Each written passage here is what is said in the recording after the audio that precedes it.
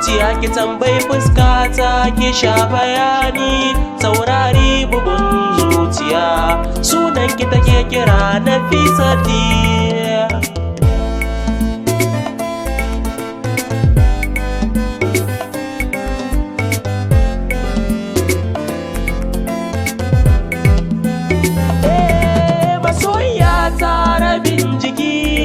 Nafisa kin zama farin ciki sai ki arayya ya karbuwa kin zama yayan bakin ciki a koda yaushe kina min gizo ina yawan ganin ki a cikin barci idan na farka sai in gaba ke Nafisa kare ki ya da ni.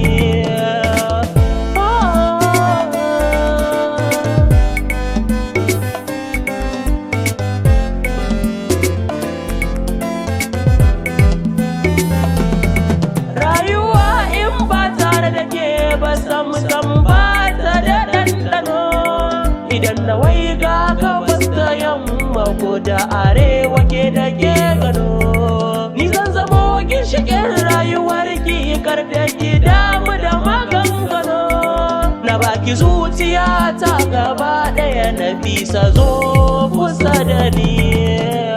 Labarin zuciya ki tambayi fuskata ki sha bayani saurari bugun zuciya sunan ki take kira Nafisati.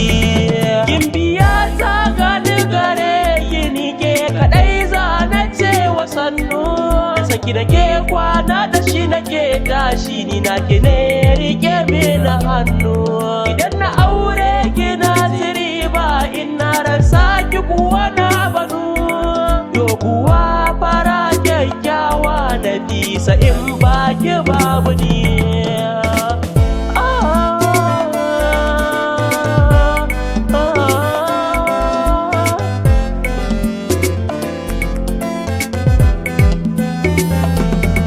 Na fitar da takobin yaƙi domin in yaƙi makiyanmu ne waɗanda ba su so su gan mu tare za su raba mu shirinsu ne. Nike kaɗai na baiwa rayuwata na shirya mutuwa a kanki ne ko bayan raini na ki ne Nafisa karki manta da ni.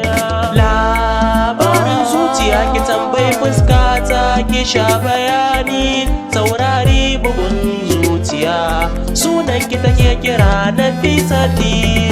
Na ga kyawawan 'yan mata duniyar nan kala-kala amma ban ga mai irin kyanki ba cikin sikin zama fitila alkawarin da na yi zan cika ni ke kaɗai zan baiwa kula amana ta sai ki rike ni na rike na ki tuntuni.